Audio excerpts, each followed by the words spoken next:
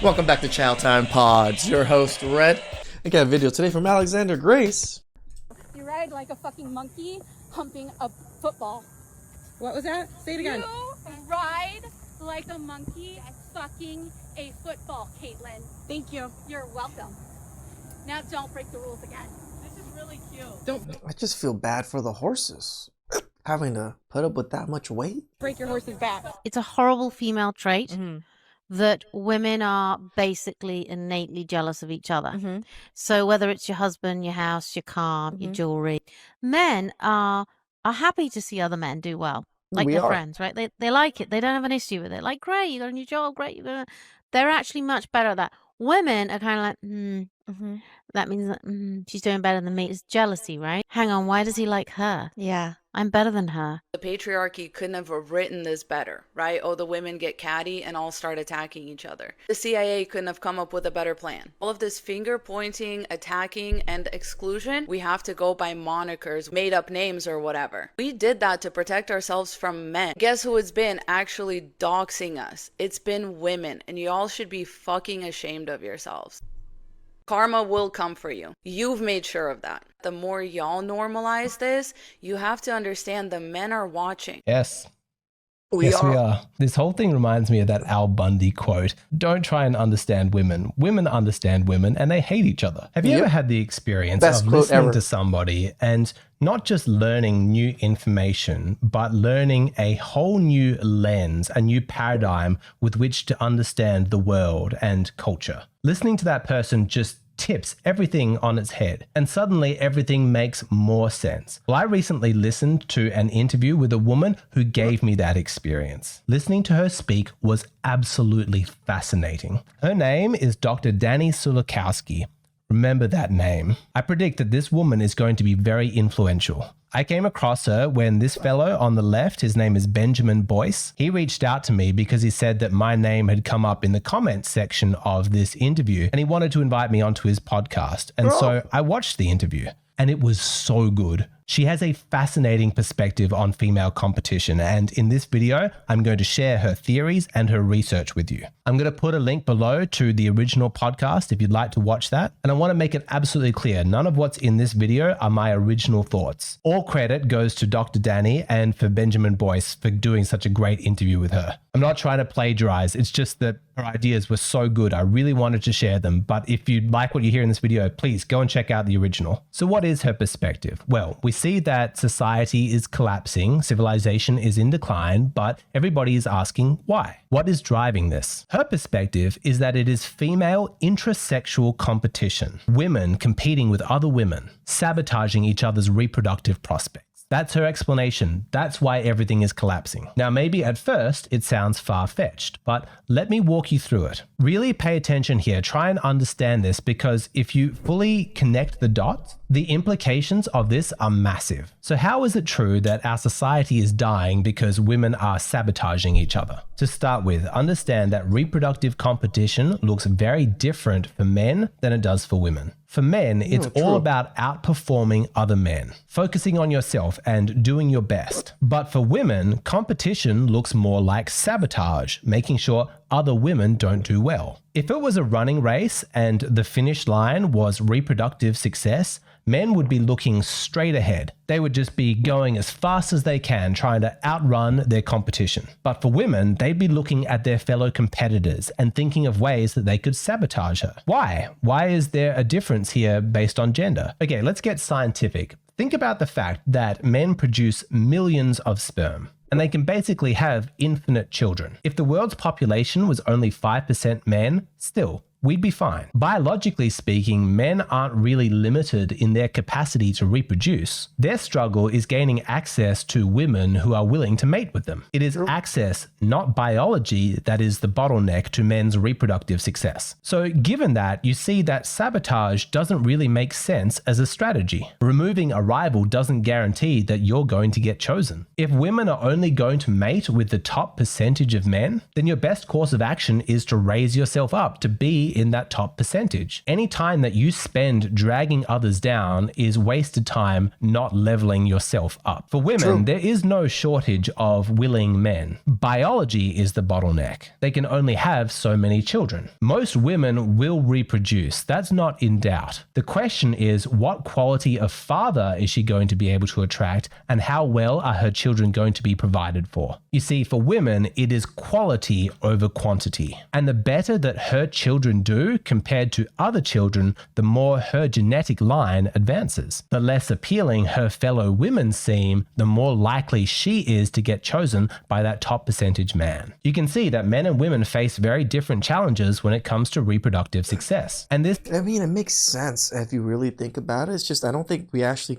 put this into thought as much, considering that we're men and women. We're so different from each other. So yes, so how we compete, men just run the race as fast as possible. Women try to destroy as many people from being in the race as possible.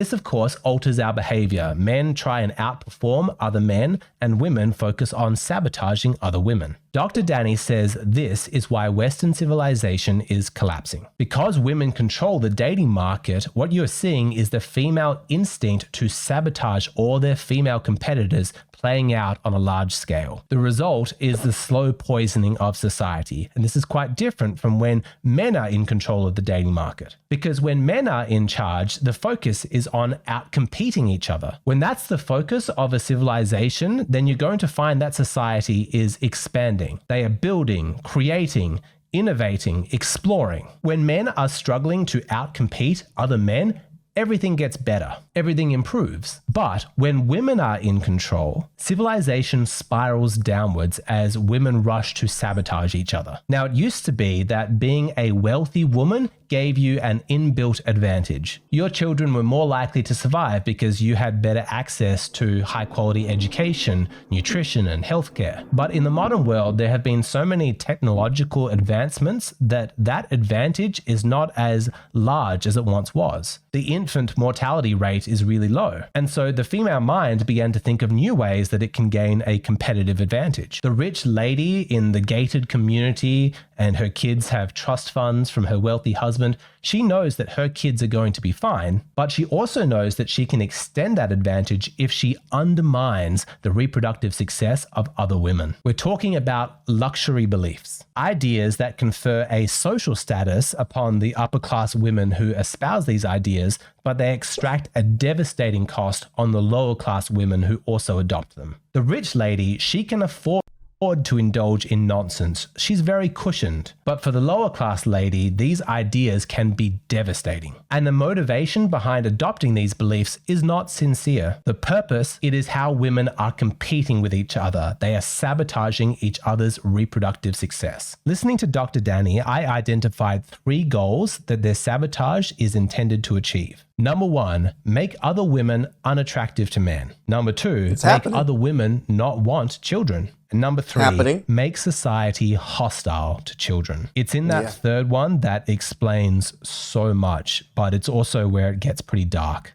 This actually makes sense because of feminism. Feminism has always been the top tier women kind of expouting things to all the lower tier women and kind of screwing the lower tier women over by the same rhetoric, right? A lot of these women want the high-powered careers, the CEO positions, and once they got it, they never cared about all the other women. So all these other women competing for that exact same top tierness is just screwing themselves. They do this in 3 ways: make other women unattractive to men, make other women not want kids, and make society hostile to children. Let's start with this one, make other women unattractive to men. It's not a mystery what men find attractive in women. From an evolutionary perspective, it is fertility cues and paternity certainty. In other words, he wants a woman who's going to give birth to healthy children, and he wants to be confident that they are his. There is actually an ideal weight for women to be, like a certain BMI that is optimal for them to get pregnant. Being too thin or being overweight, that can affect a woman's ability to conceive. But what's really interesting is that the beauty standards pushed by society very rarely conform to this ideal weight. Whether it's the anorexia that was pushed in the 1990s or the really obese body positivity, fat pride movement of today. Whichever side of the spectrum, there's this consistent effort being pushed to convince women that what is ugly is beautiful and that what is obviously beautiful is actually toxic. You saw that with the Sydney Sweeney scandal where they're like, oh, it's like white supremacy or whatever. Women might play dumb, but they know what's attractive and what's not. In the podcast, they discussed these street interviews that went viral on TikTok where they would go up to women and they'd ask, hey, is Lizzo beautiful? Like when she was really overweight, was she beautiful? And all these women would be like, oh yeah, she's so gorgeous, she's so beautiful. And then the interviewer would say, okay, so how would you feel if I called you Lizzo? If I said, you remind me of Lizzo? And of course, the women got like really offended. That's not a coincidence. You see, that's the game. That's the sabotage. It is in your best interest as a woman to be conventionally attractive, to be beautiful and desirable to men, but it extends your advantage if you can convince all of the other women into believing nonsense like being obese is actually beautiful, because if you can trick them, then you've just eliminated a competitor. The same goes for the glorification of sex work or promiscuity. Women are pretending that it's empowering and it's like, yeah, go start your OnlyFans. We fully support you. The sisterhood is behind this, but it's just an elaborate sabotage. These women know that men hate that kind of behavior. We're not attracted to sex workers or women with a huge body count. It plays directly on that core fear that we have about paternity certainty. But a woman's support of that kind of promiscuity,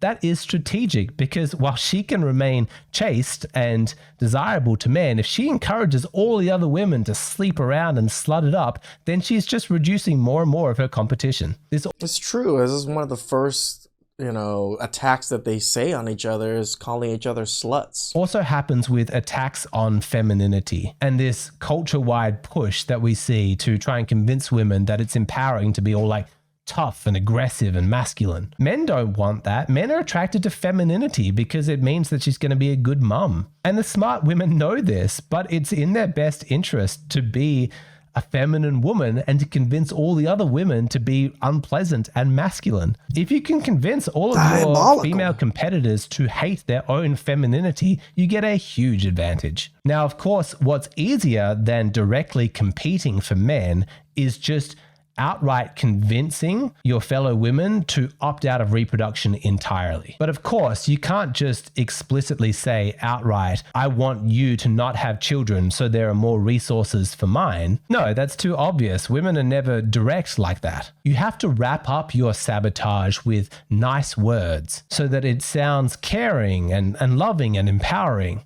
And so you see the glorification of the boss babe archetype. The idea that your ultimate fulfillment as a woman is your career and making money. They turn consumerism into its own religion, because any woman who is busy worshipping materialism, she's not going to have time to reproduce. She can't slow down to have children. That's just going to interrupt her career and her accumulation of more stuff.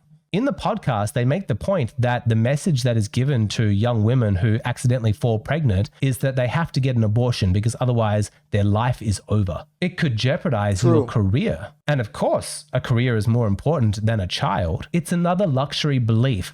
Wealthy women say that they are pro-choice, but if you look at the statistics, 75% of abortions come from women who are low income. Now, feminism has a very strong anti-motherhood message. There are feminists who say, like, motherhood is slavery. It keeps you chained to the patriarchy. Encouraging women into marriage and having lots of children, that is not the feminist cause. France, I think Macron a little while ago, announced that he was going to have free fertility screening for all women, because obviously France has a birth rate problem like the rest of the world.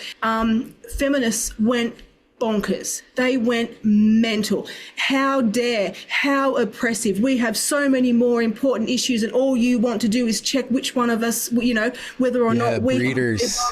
That's right. They went nuts. Do not underestimate the pressure that women feel to conform to the group. When they are told that they need to be a girl's girl, to be part of the sisterhood, to be a good feminist, to join that club, they need to downplay their own instincts for motherhood. And sadly, there are so many women who have been suckered into that nonsense, not realizing that they've been sabotaged. It's like they have voluntarily handicapped themselves. It's tragic. Traditional motherhood is very rarely mentioned and certainly not celebrated. But interestingly, what does get a lot of attention is when a woman's instinct for motherhood gets channeled into different areas. Other causes that are sold as being more noble, like a woman who feels like she's a mother of her community, or she gets really involved in activism or politics or something.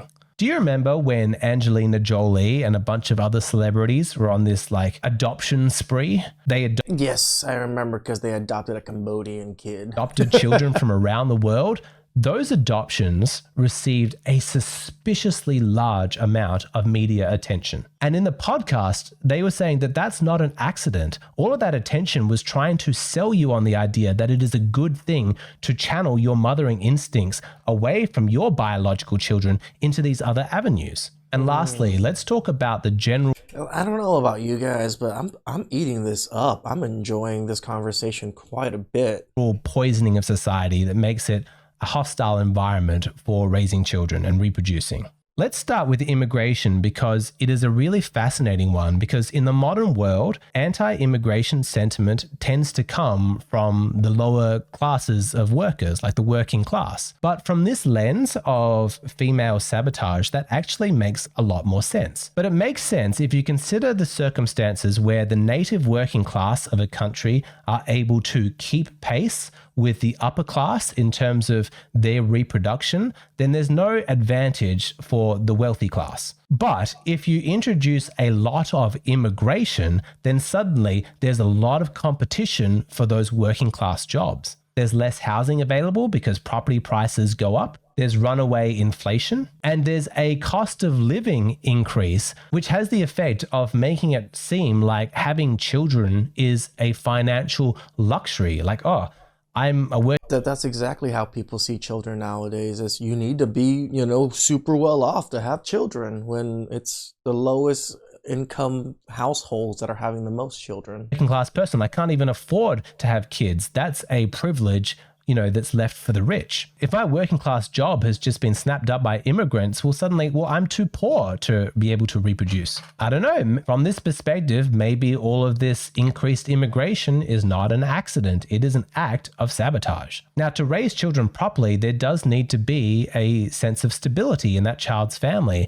And perhaps this is why there has been such an effort to undermine marriage as an institution. Divorce is normalized, single motherhood is celebrated, and women are told that they don't even need fathers. And maybe it genuinely was compassion and a desire for equality to extend the concept of marriage to homosexual couples and possibly soon to polyamorous couples. But maybe there was also a darker element to it, an element of sabotage. It could be another luxury belief, because the data bears this out. If you are wealthy and college educated, you are way less likely to get divorced. Your marriage statistically is likely to be quite stable. But it benefits you if the marriages of all of your female competitors are unstable and they break down and the children suffer. All the better for your offspring. Or let's talk about the attacks that we've seen on the very notion of womanhood. The messaging that has been pushed onto women that says that the notion of a strict gender binary is in of itself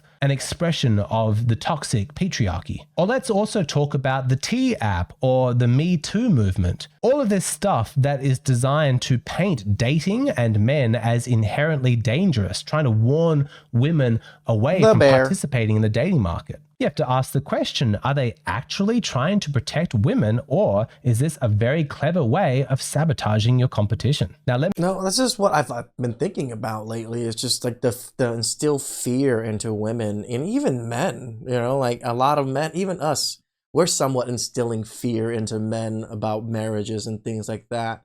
But we're not instilling fear as women are just inherently bad. It's just that the contract itself is inherently bad. Most men still want to be with women, where women have been propagandized to just hate men, and men themselves are the danger factor. Let me be clear. Right now, I'm going to speak for myself. I'm not just summarizing Dr. Danny's research and theories. I think that what's happening in society is complex, and it's due to a lot of different factors. And so I'm not personally signing off on absolutely everything that has been spoken about in this video. But I think that this is a fascinating lens to look at the modern world through. And I just wanted to share as transparently as I could this information that I gained from this podcast so that you can toss it around in your mind and see how well you think it fits reality. For me, no, it's much appreciated, Alex. This is probably why I enjoy Alex's channel so much. He opens up our minds to other thought processes and other theories to kind of be able to put this whole world into enough pieces together to where we can understand it, right? We all seem to think, oh, propaganda, feminism. No, it's actually so much deeper into a lot of these factors that we probably don't even think about. Personally, I need some time to sit with this, to integrate this, to really think through the implications and think about how truly accurate I think all of this is. But you know what? At some level, it just makes sense. Because when you look at the messages of what is female empowerment in today's society, you do have to ask the question, why is it that the one thing that they seem to all consistently have in common with each other, the one feature that shows up in all of this, is that it makes it more difficult for women to reproduce, right? Like, that's strange. Women are like all biological organisms. They have a very strong instinct to have children, to reproduce, to pass on their genes. And surely any movement that is going to be about supporting women and empowering women would encourage and want them to be successful in that endeavor. And yet, all of the messages of female empowerment seem to be moving them further away from that success. It's suspicious, right? And when you look at all of this stuff, it seems obvious that it's going to lead to civilizational collapse. I mean, how could it not? And then you might think, well, but then why would that make sense from the woman who's doing all of the sabotaging? Why is it in her best interest that everything falls apart? But Dr. Danny says that that's not really a woman's concern. She's not thinking about how to preserve society. She's thinking about herself. She's thinking about her children. And if she and her offspring are doing better than everybody else at the time when civilization does collapse, then that places her and her descendants in a very powerful position of being able to be the ones in charge when they rebuild society. They'll be the ones on top. In the podcast, Dr. Danny says this is how it works. The civilizations rise and fall. They build, they expand, then they collapse, and it just keeps working in this cycle. Now, as I sit with this information, I can't help but take away as one of the biggest implications of this is that men are actually not the primary target of all of this negative female behavior. That's interesting, right? Like, as men, I'm sure that we can feel as though it's like, oh my God, everyone is so hard on us. Women just seem to hate us. What's going on? But from this perspective, it's other women who are the actual targets. That's who they're primarily going after. Men are more of an afterthought, like collateral damage. As in, you've got women trying to convince other women that men are terrible. But the real purpose is not to like make men feel bad about themselves. The target audience is other women. They want other women to think that men are terrible so that women don't reproduce. Like,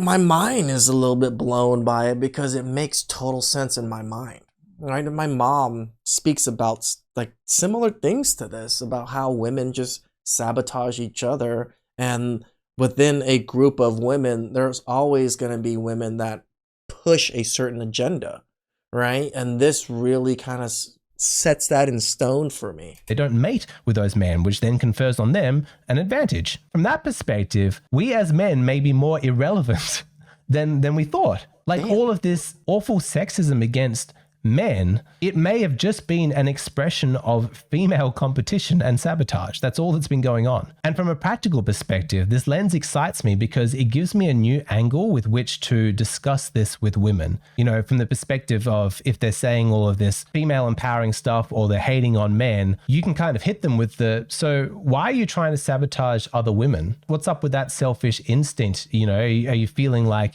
you're not going to have an advantage unless you take down your competition? Why are you so desperate to convince all these other women that motherhood is drudgery and that men are terrible, you should stay away from them? I really look forward to having some conversations with women through that lens. I think that's going to be really interesting. But there's also the important question of how conscious is all of this? Now, to me, that is extremely important to address because I don't think any of us listening to this actually thinks that women are like consciously planning sabotage and wanting to like hurt other women. I think that gives them too much credit in the realm of self-awareness. I don't think that's what's going on. So we're true. talking more about unconscious drives and instincts. But then we need to ask the question, does this undermine the legitimacy of Dr. Danny's theory? And they address this in the podcast, and she actually has a really good answer to it. And so a reminder, again, I'm going to put a link to the original discussion in the description box. If you want to hear her answer to that, then go and watch the original. It's a really great interview. Again, full credit to those guys.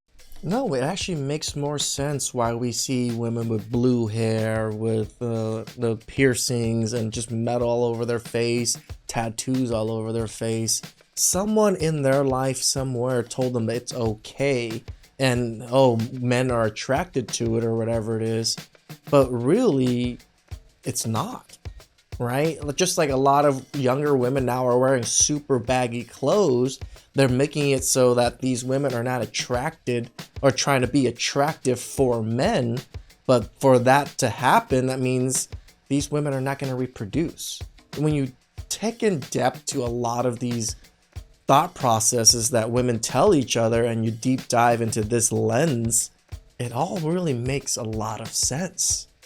Please like, subscribe, comment down below. I really appreciate that, and I'll catch you guys next time. Ciao.